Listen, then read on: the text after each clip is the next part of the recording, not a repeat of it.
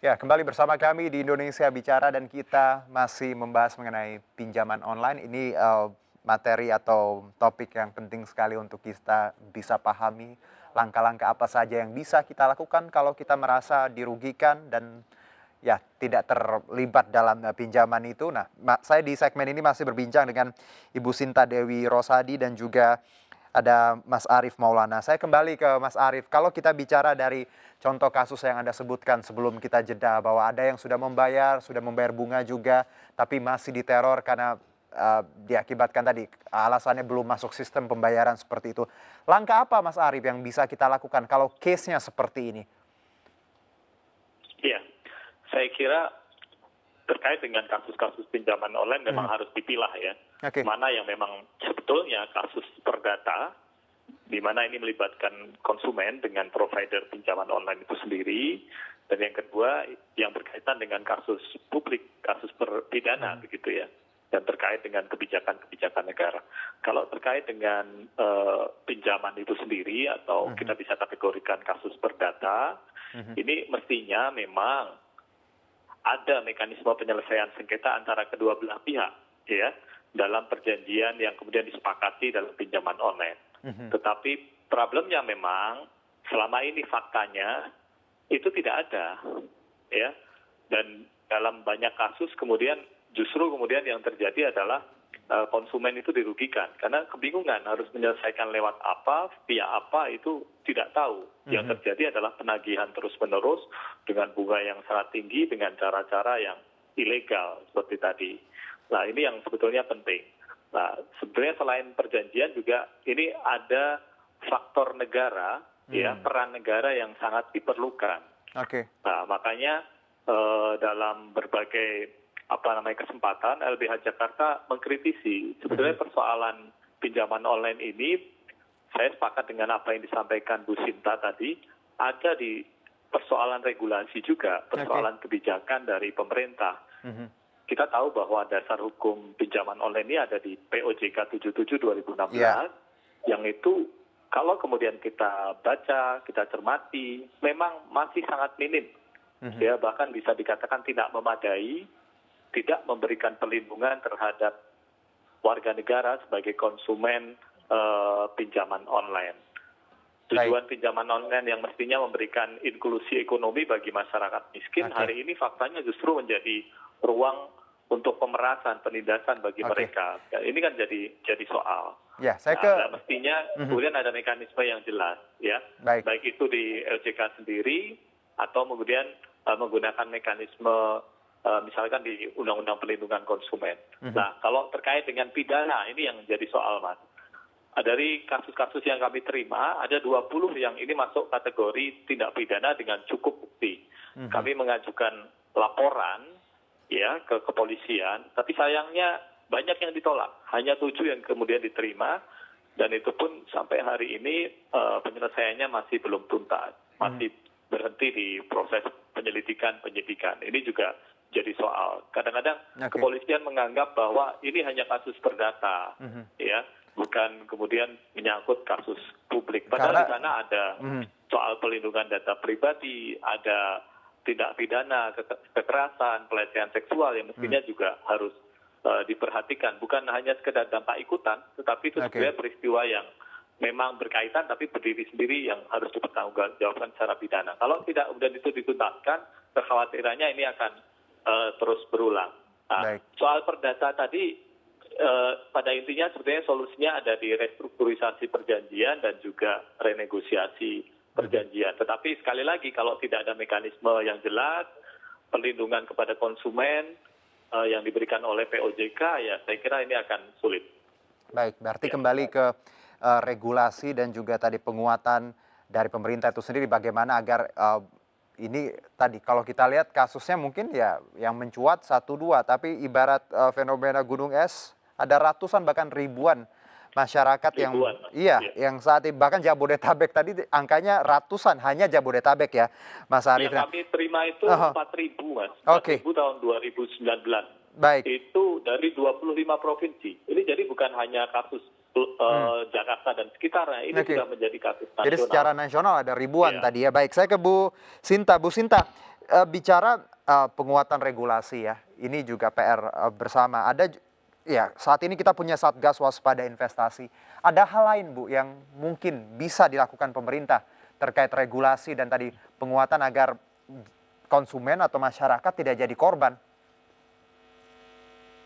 Sebetulnya dari sisi tadi betul saya sepakat dengan Mas Arief ya, dari LBH Jakarta, bahwa ini ada dua sisi, yaitu dari sisi perjanjiannya itu sendiri ya, yang kadang-kadang menjadi tidak seimbang karena ketidakfahaman. Kemudian kedua dalam proses penagihan, di mana ini menyangkut masalah data pribadi. Yang kita tunggu kan RU pelindungan data pribadi sekarang sedang ada di Komisi 1 DPR ya, sedang dibahas. Jadi ini juga bisa dianggap bisa memperkuat nanti masalah pelindungan data pribadinya begitu. Dan kemudian ya aturan di OJK-nya juga yang OJK 77 juga mungkin harus lebih detail lagi gitu. Jadi pengaturannya harus lebih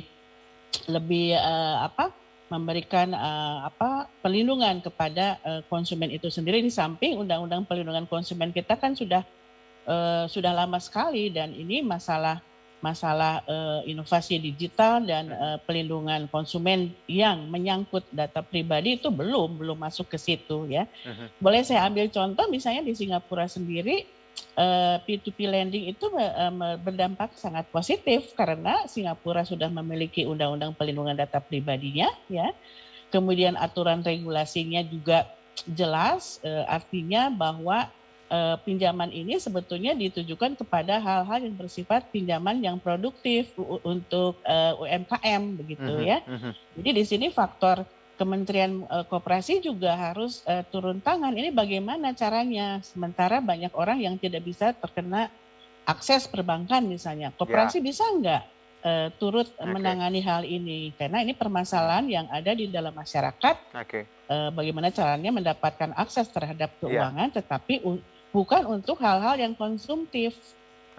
Di China sendiri sebetulnya P2P lending ini diatur ketat loh sekarang karena banyak korban, itu lebih banyak lagi.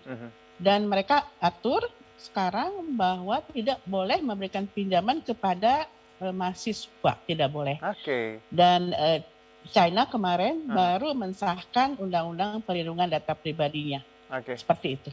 Baik, menarik karena tadi beberapa negara yang Ibu sebutkan sudah spesifik sekali ya melihat bagaimana yang berhak atau yang layak meminjam itu. Karena kita tahu Bu, kalau di Indonesia untuk ke bank ya syaratnya sangat ketat, sementara mungkin saudara-saudara UMKM kita yang punya bisnis kecil-kecilan butuh modal. Ini juga harus jadi catatan ya Bu ya, bagaimana mereka punya akses agar ya keinginan atau tadi niat tidak ada di jalan yang salah seperti itu ketika ingin meminjam online. Nah, kalau saya ke Mas Arief, Anda melihat bahasan kita bahwa harusnya tadi pemerintah kita sudah bisa lebih peka lagi menyiapkan regulasi seperti negara-negara yang disebutkan Bu Sinta, bahwa ada speksnya bahwa yang boleh meminjam hanya ini dan bukan untuk keperluan konsumtif, melainkan untuk misalnya UMKM, modal usaha seperti itu. Iya, betul. Saya sangat sepakat bahwa problem struktural atau problem mendasarnya adalah bagaimana negara membuat aturan yang betul-betul melindungi masyarakat, melindungi konsumen. Dan kita melihat memang POJK 77 itu memang sudah tidak memadai. Ya. Dan bahkan kemudian kalau dikontekskan, harmonisasinya dengan OJK sendiri nomor 1 tahun 2013, tentang pelindungan konsumen dalam sektor jasa keuangan bahkan tidak match begitu ya. POJK itu justru semacam tidak mengakomodir aturan yang dimiliki OJK sendiri. Ya, khususnya terkait dengan pelindungan konsumen. Bukan hanya soal data pribadi, tapi ini memang sangat penting. Tadi Bu Sinta sudah menekankan, ada juga aspek-aspek lain, seperti misalkan bagaimana pengaturan tentang bunga. Jangan sampai dong bunga dibiarkan diatur oleh provider sendiri. Nah, ini kan melanggar standar di undang-undang kita sendiri. Di undang-undang di KUH Perdata saja ada batasan bunga begitu ya.